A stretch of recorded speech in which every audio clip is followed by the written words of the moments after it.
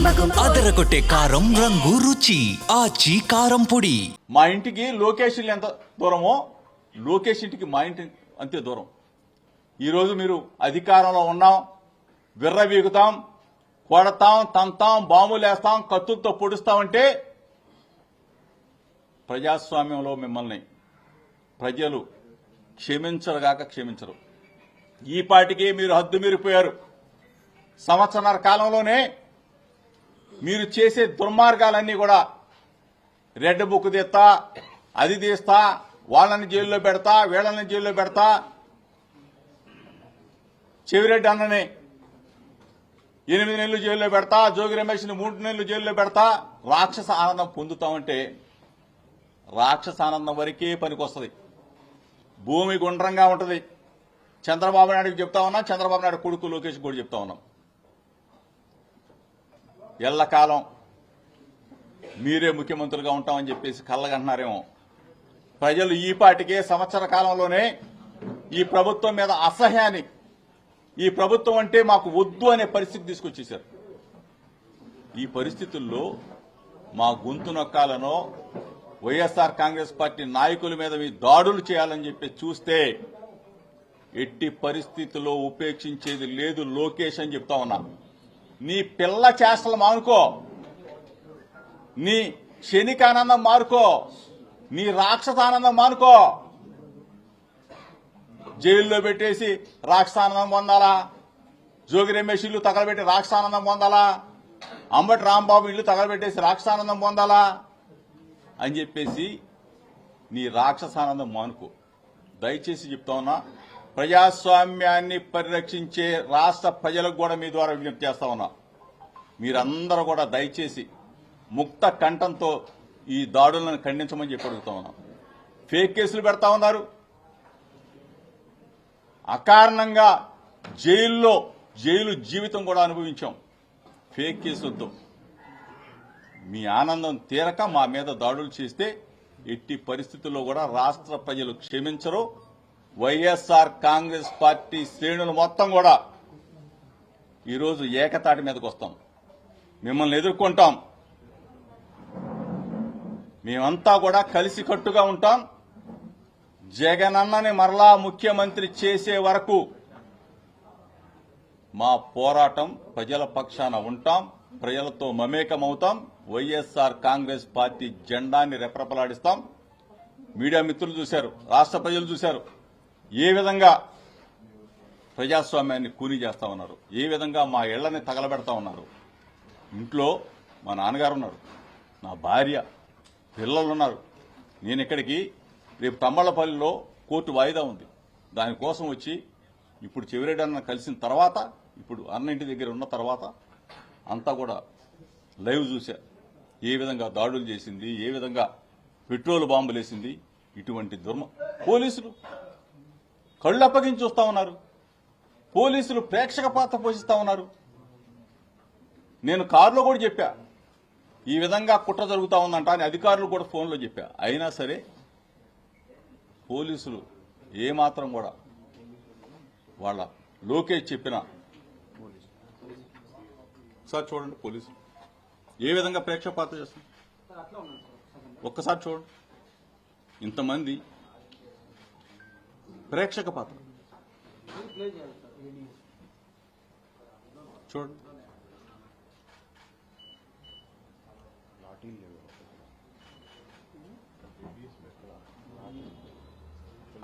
ఇంత దుర్మార్గంగా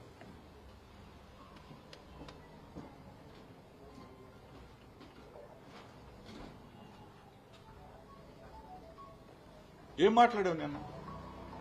నిన్న కల్తీ లడ్డూ గురించి సిబిఐ ఇచ్చిన రిపోర్టు గురించి మాట్లాడావు, దానికి పేటరేగిపోతా ఉన్నారు. నిన్న మాట్లాడిన నేను ఏం చెప్పా? కల్తీ తెలుగుదేశం పార్టీయే కల్తీ అని చెప్పిన వాస్తవే కదా. చంద్రబాబు నాయుడు గారి పార్టీ అది, ఎన్టీ రామారావు గారి పార్టీని లాక్కున్నాడు అని మాట్లాడాం. లోకేష్ ఒళ్ళు తగ్గింది, కొవ్వు తగ్గింది, కానీ బుర్ర పోయింది, చిపోయి తప్పే ఉంది. ఇవన్నీ కూడా వాస్తవాలే కదా. ఇటువంటి రాజకీయాల్లో మేమేదో చెయ్యకూడని తప్పు చేసినట్టు, అనకూడని మాట మా నాయకుడిని మీరు అంబనాభూతులు తిట్టలేదా? ఘోరంగా మాట్లాడలేదా? ఆ రోజు మేము ఇటువంటి పనులు చేసామా? ఇల్లు తగలబెట్టామా? ఇవన్నీ కూడా రాష్ట్ర ప్రజలు గమనిస్తా ఉన్నారు. దయచేసి మీ ద్వారా చంద్రబాబు నాయుడికి లోకేష్కి చెప్తా ఉన్నాం, ఇటువంటి రాక్షసానందం మానుకోండి. ఇటువంటి దుర్మార్గపు క్రీడకి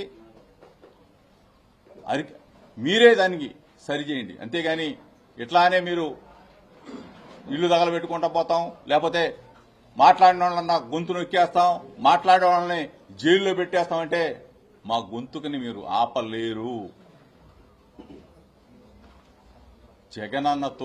జగనన్నని మరలా మేము ముఖ్యమంత్రి చేసే వరకు వైఎస్ఆర్ కాంగ్రెస్ పార్టీ నాయకులు అందరం ఏకతాటి మీద ఉంటాం.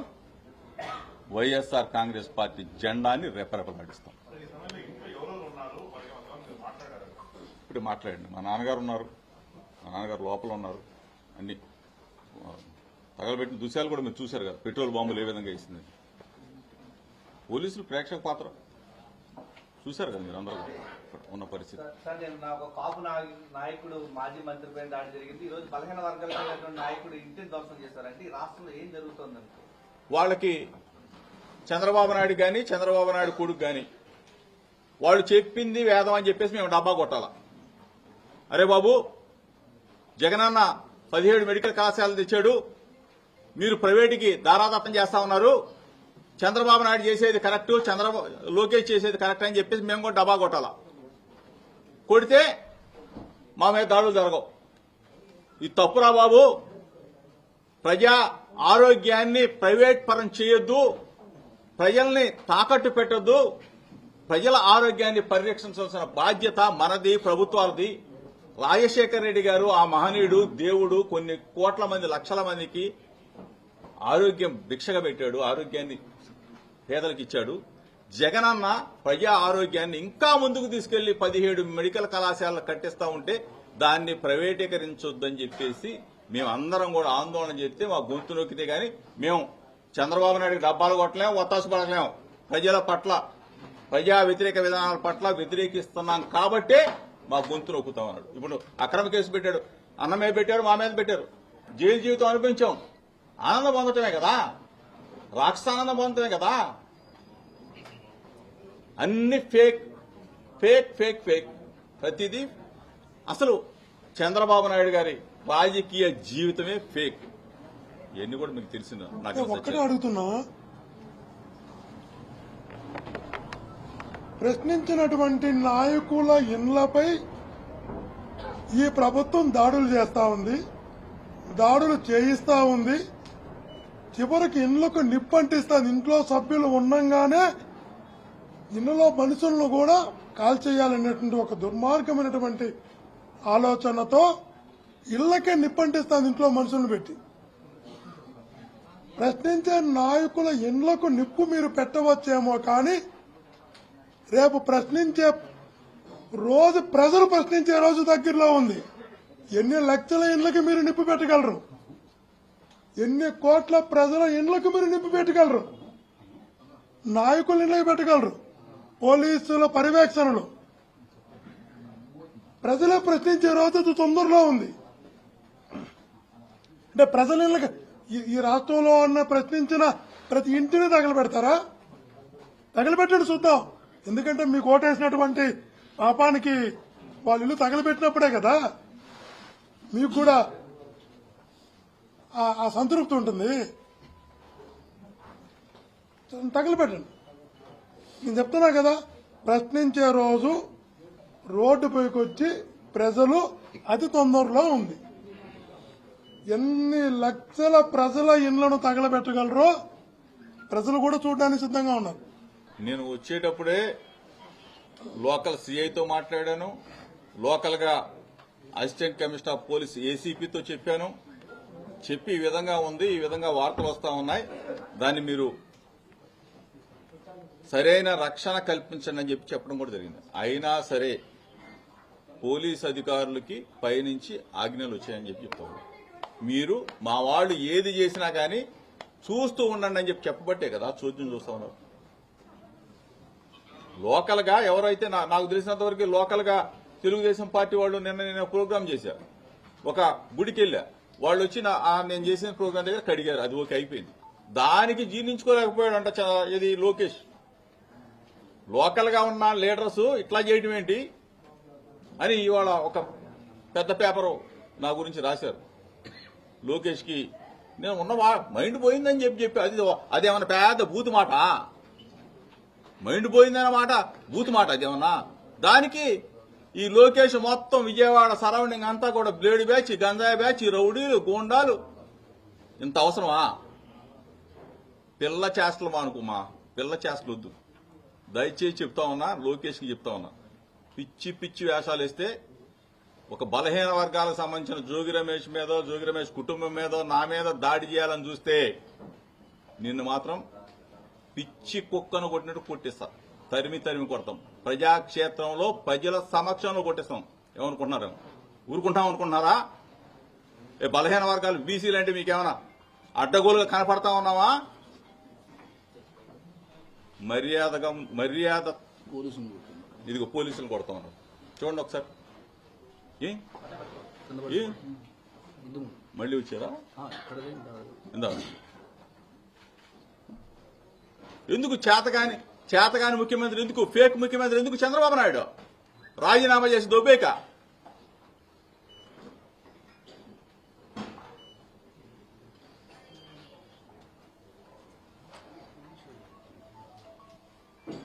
మీకు పరిపాలన చేత కాకపోతే నోరు మూసుకొని కూర్చోవాలి. మా మీద దాడులేంటి? రాక్షసానందం కాబట్టి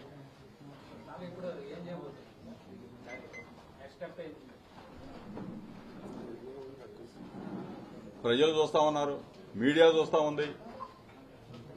ప్రజాక్షేత్రంలో తప్పనిసరిగా బుద్ధి చెప్పక మానరు ప్రజలు. మా మీద దాడులు చేయడానికి కారణం ఏంటి? ఇప్పుడు జైల్లో పెట్టారు మమ్మల్ని, ఆనందం తెచ్చుకున్నారు, రాక్షసానందం పొందారు, ఇంకా మా మీద పగ చల్లారలేదా? ఏం చేశాం? నిన్న కల్తీ లడ్డూ విషయంలో గుళ్ళకెళ్లి మేము పూజలు చేసి సిబిఐ ఇచ్చిన రిపోర్టే కదా, మేము కొత్తగా చెప్పామా? ఏమీ లేదు కదా. అంటే అది మేము రాకూడదు, రోడ్ల మీదకి రాకూడదు, వైఎస్ఆర్ కాంగ్రెస్ పార్టీ జెండా పట్టుకోకూడదు, జగన్ అన్న జిందాబాద్ అనకూడదు అంటే మా గొంతు నొక్కేస్తారా? ఇది ప్రజాస్వామ్యమా? చంద్రబాబు నాయుడు రోడ్డు మీద తిరగలేదా? లోకేష్ పాదయాత్ర చేయలేదా? ఈ పాటికే నా కొడుకుని 2 నెలల్లోనే అరెస్ట్ చేశాడు. నన్ను నా తమ్ముడిని 83 రోజులు జైల్లో ఉన్నాం. ఈ పాటికే బలహీన వర్గాలన్నీ కూడా ఆఖరికి తెలుగుదేశం పార్టీలో ఉన్న బలహీన వర్గాలు, ఏది చంద్రబాబు నాయుడికి మద్దతు ఇచ్చే బలహీన వర్గాలు కూడా అక్రమంగా జోగి రమేష్ ని అరెస్టు చేశాడు, అక్రమంగా కేసులు పెట్టాడు, 83 రోజులు నిర్బంధించాడు అనేది సభ్య సమాజం. నేను చెప్పాను కదా, సిబిఐ ఎంక్వైరీ చేసుకోమని చెప్పా, తిరుమల వెంకన్న సన్నిధికి రమ్మని చెప్పా చంద్రబాబు నాయుడు గారి కుటుంబాన్ని, లోకేష్ ని. అమ్మ కనకదుర్గమ్మ దగ్గరికి రమ్మని చెప్పా, రాలా. నేను వెళ్లి కనకదుర్గమ్మ దగ్గర ప్రమాణం చేశా, రాలా. ఇన్ని నార్కో ఎనాలిసిస్ టెస్ట్ అడిగా, చెయ్యలా. లైట్ డిటెక్టర్ అడిగా, రాలా. ఇన్ని చెప్పిన తర్వాత నేను సిబిఐ కోసం హైకోర్టులో అఫిడవిట్ వేస్తే వెంటనే తెల్లారిపాటికి అరెస్ట్ చేయించావు. సిగ్గుగా లేదా మీకు? ఇంత అంటే కేసులు ఇట్లా కూడా పెట్టొచ్చు అని చెప్పేసి నేర్పుతా ఉన్నాడు చంద్రబాబు నాయుడు. అక్రమ కేసులు ఏమైనా పెట్టేయచ్చు, ఎవరినైనా కానీ లోపల పెట్టేయచ్చు, అతను కక్ష ఉంటే చాలు లోపల పెట్టేయచ్చు. దుర్మార్గం అన్నా.